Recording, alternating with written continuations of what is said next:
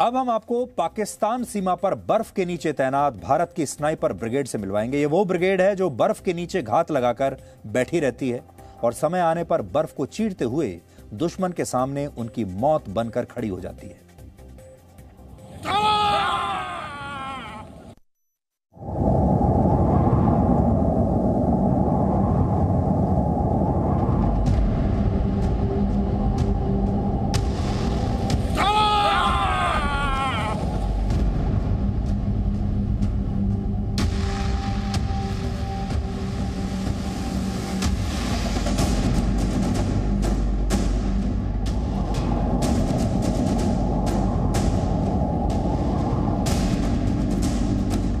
ये तस्वीरें भारत विरोधी उन ताकतों को कड़ा जवाब है जो इस देश को तोड़ने का सपना देखती हैं।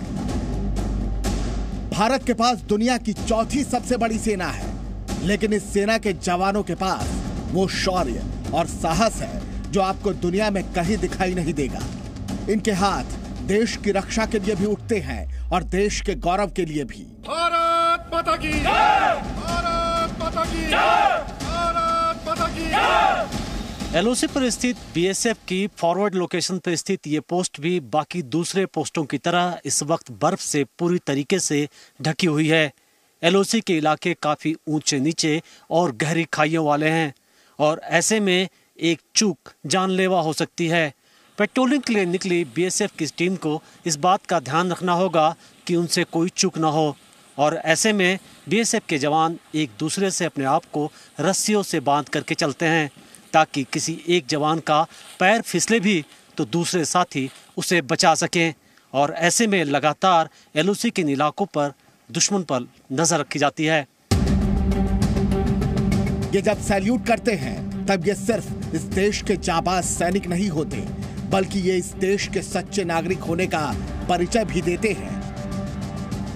एलओसी से सटे इन इलाकों में मौसम का कोई भरोसा नहीं है। अचानक वेदर चेंज होते हैं, बर्फबारी शुरू हो जाती है। यहाँ जब हम आपसे बात कर रहे हैं तो आप देख सकते हैं कि इस वक्त स्नोफॉल शुरू हो चुका है, लेकिन बीएसएफ की ये टीम लगातार ड्यूटी कर रही होती है। इन्हें मालूम है कि उनके ऊपर कितनी बड़ी जिम्मेदारी है। हम यहाँ बात करेंगे जवानों से। आप ये बताइए कि जब आप पेट्रोलिंग के लिए निकलते हैं, गश्त के लिए निकलते हैं, कोई आपको हरकत दिखती है या कोई सस्पेक्टेड मूवमेंट दिखता है इन इलाकों में, तो फिर आप क्या करते हैं? हम तुरंत कंपनी कमांडर को रिपोर्ट करते हैं। उसी तरह से इलाका के सारे इलाका का हम छानबीन करते हैं। उसके बाद जब कंपनी कमांडर का आदेश देता है उसी हिसाब से हम ड्यूटी करते हैं। आप उस हिसाब से ड्यूटी करते हैं। तो यहाँ जैसे ही ये टीम को मालूम होता है कि यहाँ कोई अगर सस्पेक्टेड मूवमेंट है तो उनको क्या करना है और फिर उसके बाद यहाँ आगे की कार्रवाई की जाती है। -15 डिग्री की खून जमा देने वाली इस ठंड में बर्फ पर चलना और बर्फ के अंदर घंटों तक जमे रहना आसान नहीं होता, लेकिन सेना की स्नाइपर ब्रिगेड दुश्मन से निपटने के लिए घंटों बर्फ में दबी रहती है। एलओसी के इन इलाकों में बैक एक्शन का भी खतरा रहता है। पाकिस्तान की तरफ से घुसपैठ के लिए आए आतंकी अक्सर बीएसएफ या सेना के जवानों पर घात लगा करके हमले करते हैं। बीएसएफ के स्नाइपर्स इन इलाकों में तैनात रहते हैं। हमारे पीछे आपके लिए यह अंदाज लगाना भी मुश्किल होगा कि यहाँ बीएसएफ की स्नाइपर टीम तैनात है। काफ़ी ध्यान देंगे तो आपको यहाँ पर गन्स दिखेगी और बीएसएफ के ऐसे जवान पूरी तरीके से बर्फ में अपने आप को छुपा कर रखते हैं। जैसे ही आतंकियों की मूवमेंट देखी जाती है, अचानक घात लगा करके ये टीम इन आतंकियों पर हमले करती है और सेकंडों में दुश्मन का काम तमाम कर देती है। ये जवान लगातार 10 घंटों तक बर्फ के अंदर रहते हैं, इसीलिए और इस दौरान एलओसी के पास घुसपैठ की कोशिश करने वाले आतंकवादियों का इंतजार किया जाता है।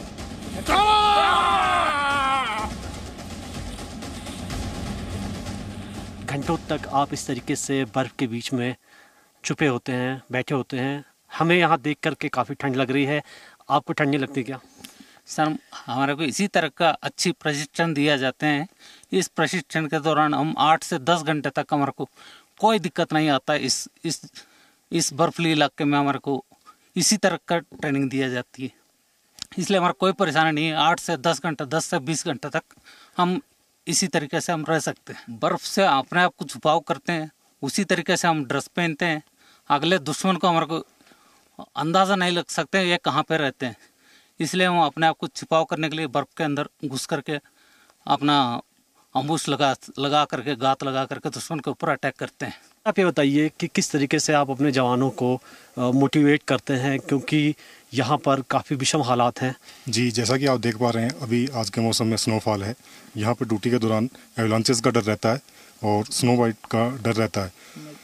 यहाँ पे ड्यूटी के दौरान हम जवानों को इस प्रकार तैयार करते हैं कि उनमें हम जोश भरते हैं, उनसे हम बात करते हैं, उनको ड्यूटी के लिए तैयार करते हैं और इस प्रकार वे इस सर्द भरी ड्यूटी पर अपना जो है पूरा जोश और पूरा अपना हिम्मत दिखा पाते हैं। शहरों में ठंड बढ़ते ही घरों में हीटर चालू हो जाते हैं, लोग रजाई में बैठे रहते हैं, अलाव जला लेते हैं, लेकिन ये जवान -, डिग्री के तापमान में भी टस से मस नहीं होते और असली देशभक्ति की प्रेरणा आप इनसे ले सकते हैं। नई खुफिया रिपोर्ट के मुताबिक गुरेज सेक्टर से सटे पीओके के इलाके में स्थित लॉन्चिंग पैड, जिसमें चेलाबांदी भी कैंप है, वहां पर 32 के करीब आतंकियों के मूवमेंट की जानकारी मिली है। इसमें कुछ अफगानी भी टेररिस्ट हैं और ऐसे में एलओसी के इलाकों में हर वक्त आतंकियों की तरफ से घुसपैठ करने की कोशिश की जाती है।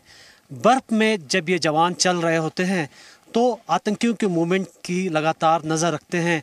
यहाँ पर बर्फ में पड़ने वाले पैरों के निशान भी कई बार ऐसे मूवमेंट की तरफ इशारा करते हैं। जब भी बीएसएफ की टीम पेट्रोलिंग के लिए निकलती है, वो इन इलाकों में पैरों के मूवमेंट उनको भी देखती है, क्योंकि यहाँ दूर दूर तक आबादी नहीं है और ऐसे में अगर ऐसे फुटप्रिंट दिखते हैं तो जाहिर तौर पर यह हो सकता है कि आतंकियों की तरफ से कोई घुसपैठ की कोशिश की जा रही हो।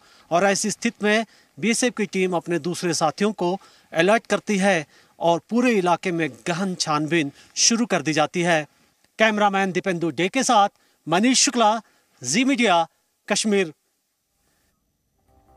हमारे देश में जो असंतुष्ट लोग मौजूद हैं, जिन्हें अपने ही देश में बहुत सारी कमियां नजर आती हैं, जिन्हें अपना लोकतंत्र अच्छा नहीं लगता, उन्हें एक बार हमारे इन सैनिकों से सरहदों पर जाकर मिलना चाहिए और कुछ समय इनके साथ बिताना चाहिए। Presenting B News app available on Google Play and App Store. Download it now.